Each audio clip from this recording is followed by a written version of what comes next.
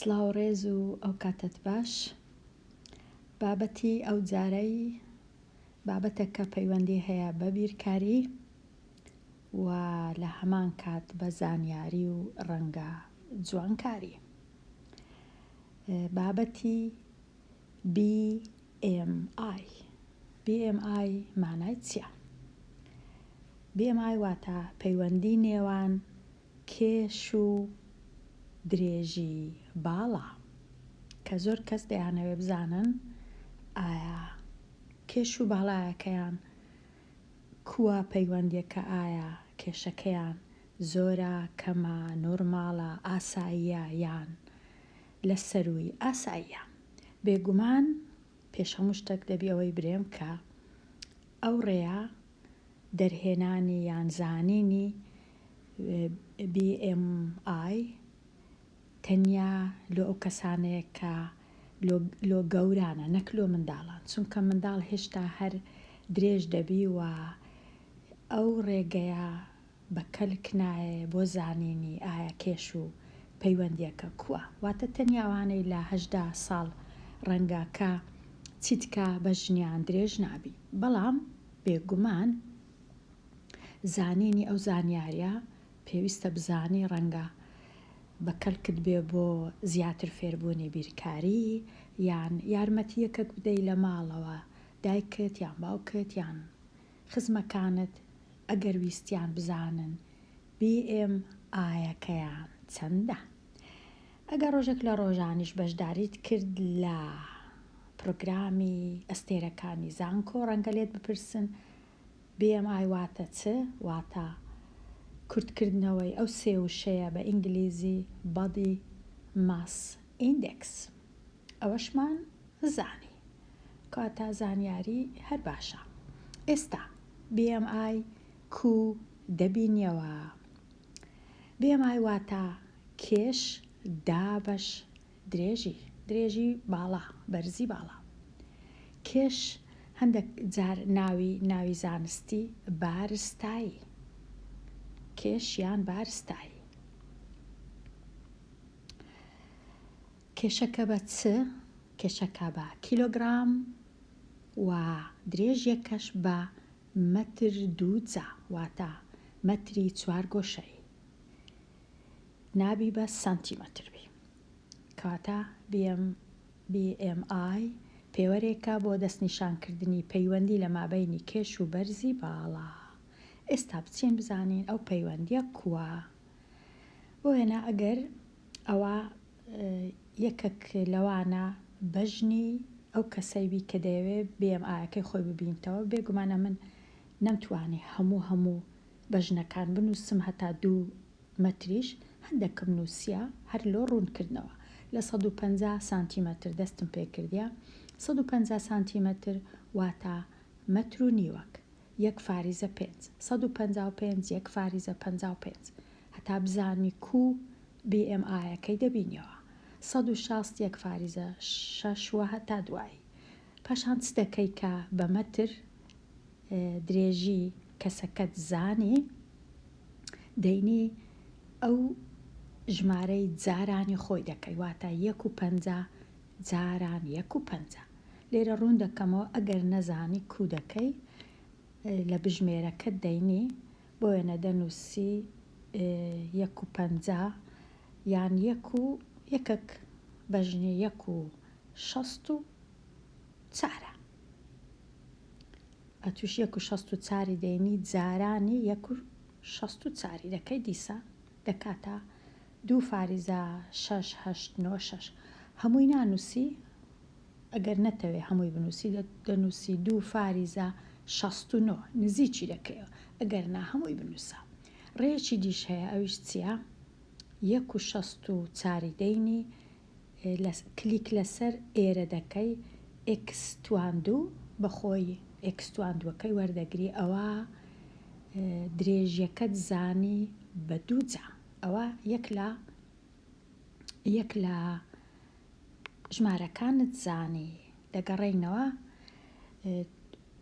وەکو دیتما 1/64 نییە ئەمن لێرە، بەڵام ئەمن ژمارەی دیم هەیە 1/60 هەیە و 1/65 هەیە و ئەوانە کە جارانی خۆی دەکەی ئەو های لێ دێ. پاشان بێگومان کەسەکە دەبی بزانی کێشەکەشی چەندە. گریمان کێشی یەکە کێشی 61 کیلۆیە، باڵایەکەشی 160. لە کاتی 160 لێرە دەویتە 2 فاریزە 56. لێرە دەنووسی لە خوارێ هەمیشە 2 فاریزە 56 بە بژمێر 61 دابەشی 2 فاریزە 56 دەکەی. 61 دابەش 2 فاریزە 56 BMI کەسەکەی دەردەچی کە 21 و 82 81 ئەمن هەموم نەنووسی، تەنیا 23 و ببورن 23 و 83 نووسی، نزیکم کردەوە. ئەو جا پاشان کە 23 کە دەزانی BMI ئەو کەسەی 23 و 83 دەچی دەگەڕێ ئایا مانای چییە؟ 23 و 83 باشە، خراپە، زۆرە، کەمە؟ خشتە هەیە لە ئینتەرنێت بۆ ئەوی بزانی بێگومان بە شێوەیەکی نزیک کراوە. ئەو جۆرە پێوەرانە هەرگیز 100% نییە، چونکە هەمومان لە شولاری هەر کەسەی وەکو یەکەشکە نییە.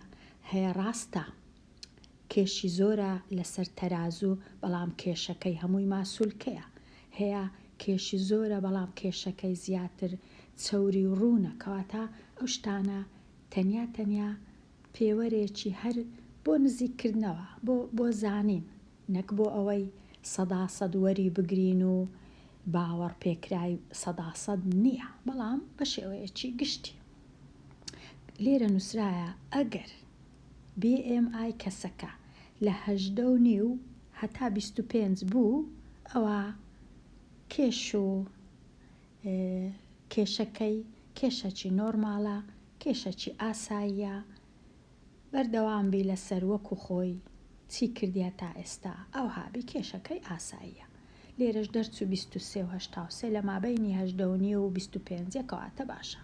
ئەو جارەی ئەگەر یەکەشکە کێشەکەی 82 کیلۆگرام بوو و درێژیەکەشی بۆ وێنە 170 بوو، چونکە 170 لێرە 170 دەکاتە 2 فاریزە 89. دەچی دیسان 82 دێنی دابەشی 2 89 دەکەی دەبینی دەکاتە 28 فاریزە 38. گوتمان لە 25ەوە هەتا 25 باش بوو، نۆرمال بوو، بەڵام لە 25 هەتا 30 تۆزەک کێشت زیادە. پێیان ناڵێن قەڵە و بەڵام کێش زیادە، کاتە دەبی ئەو کەسە زیادە کێشی هەیە لە ئێستاوە ئاگای لێبی زیاتر نەبی لەوەی، یان ئەگەر توانیشی کێشەکە بێتە خوارێ. ئەوە بێگومان ئەمن لێرە ناتوانم هەموو دانیشم هەموو بەژنەکان و هەموو کێشەکان چاکەم، بەڵام ئێستا ڕێیەکەت زانی خوێندکاری ژیر دەتوانی یارمەتی کەس و کارت بدەی، یان هەر بە خۆت ئەو ڕێ بەکەڵکە بۆ زانیاری تۆزێک دەتوانی لەسەر بیرکاریش ڕاهێنان بکەی لە هەمان کات. ئێستا لێرە ئەو خشتەیە هەیە، خشتەکە نووسرایە ئەگەر BMI-یەکەت لە ژێر 18.5 بوواتە کەمتر بوو لە 18.5، ئەوە کەسەکە پێی دەڵێن لاواز، واتە کێشەکەت زۆر ئاسایی نییە، دەتوانی کێشەکەت زیادکەی. بەڵام بێگومان وەکو گوتم ئەوە منداڵ ناگریتەوە، تەنیا ئەوانەی لە سەروی ڕەنگە 20 ساڵیش بن، چونکە هەیە پاش 18 هەر بەژنی درێژ دەبی، کەواتە هەتا ئەوەی بەژنت درێژ دەبی بیر لەو شتانە مەکەوە، ئەوە تەنیا زانیاریە. ئەو کەسانەی BMI-یەکەیان لە مابەینی 18.5 و 25ەوە نووسرایە ئاساییە، نۆرماڵە. ئەگەر لە 25 هەتا 30 بوو تۆزەک زێدە کێشە، و ئەگەر لە 30ش زیاتر بوو ئەوە پێی دەڵێن دەکەویتە خانەی قەڵەوی. کەواتە لێرە تۆزەک ڕوونکردنەوە هەیە، چێ دەتوانی هەر کەسەی دەتوانی بزانی کێشەکە و درێژی باڵایەکەی کوونە لە چاویەک. لێرە دیسان خشتەکی دیکە هەیە، ئەگەر نەچی بە بژمێر ئەژمێرکردنەکەی نەکەی، لێرە دەتوانی بۆ وێنە بە ئاسۆی لێرە چ نووسرایە بەژنەکەت بە سانتیمەتر، واتە ئەگەر بۆ وێنە بەژنی یەکێک بە سانتیمەتر 175 بوو، ئەو هەلێرەی دادەنەی ئەو هێڵەی. پاشان دەچێ لای بە ستونیش کێشەکە بە کیلۆ، ئەو کەسەش کێشەکەی بۆ وێنە 90 بوو، لێرە دادەنەی 90، ئەوجا ئەو دوو هێڵەی بە یەک درێژ دەکەیەوە هەتا بە یەک دەگەن. ئەوە ئێستا بە یەک گەیشتن کە تێ چ خانە کەتیەخانی ئەو خانەی لێرە نووسرایە بە سویدی نووسرایە ئۆڤەرڤیکت، واتە کێشت زیادەیە لە نۆرماڵ چوویتە سەرێ، کەواتە بەو جۆرەش دەتوانی بزانی دوو هێڵی دەینی لە چێ بە یەک دەگەن، ئەو دوو هێڵە دەکەویتە کام خانەی ئەو شینە، واتە لاواز لە ژێر کێشی نۆرماڵ، سپیەکەواتە نۆرماڵ، زەردەکەی کاڵە تۆزەک لە نۆرماڵ کێشت زیاترە، زەردەکەی دی لەویش زیاترە کە دەکەی نارنجیەکە ئەوە دەکەویتە خانەی قەڵەوی، سۆرەکەش خانەی زۆر قەڵەوی. ئەوە ڕێگەی دیتنەوەی BMI، کەواتە بابزانین لە ئینتەرنێتیش بێگومان سایت هەیە، ماڵپەڕ هەیە بۆ ئەوەی ئەگەر بەخۆم نەمەوێ بیبینمەوە یەکسەر لۆم دەبینیتەوە. دەچمە گوگڵ دەنووسم BMI و کلیک دەکەم، دەچم لێرە ئەوە نووسرایە بڕێکنەواتە ئەژمێرکردنی BMI، دەچمە ئێرە، لێرە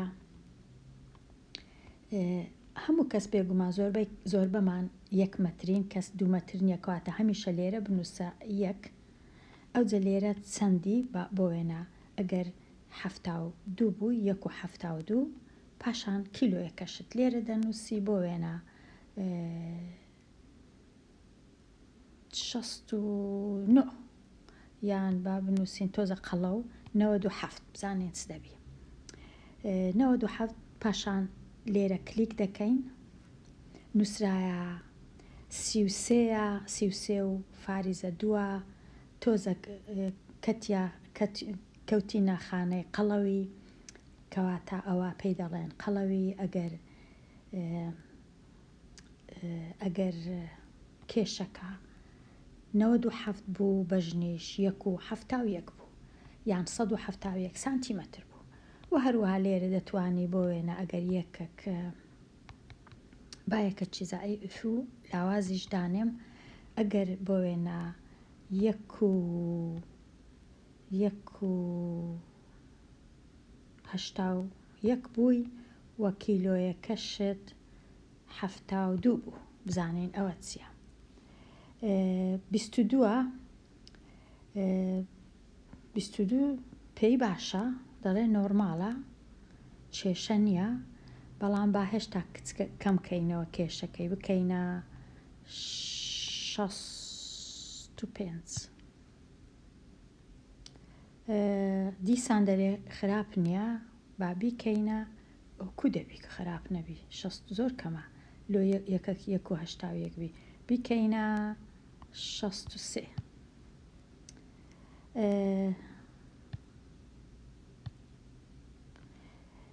هێشتاش پێی خراپ نییە، بیکەینە 60. ئێستا کە شین بوو واتە کەمتر بوو لە 80، کەواتە ئەو کەسە لاوازە کێشەکەی لەژێر کێشی نۆرماڵە. کاتە ئێستا زانیمان BMI چییە، وەلۆ چ بەکەلک دێوە کو BMI دەبینیەوە لۆ ئەو کەسانەی کە پێویستیان پێەیە دیسان دووبارەی دەکەمەوە ئەوە هیچ ڕێگەیەک نییە لۆ ئەوەی منداڵان کێش و باڵای خۆیان پێ تاقی بکەنەوە. بە هیوای تەندروستیەکی باش بۆ هەمووان و هەتا جارێکی دی هەر بژی.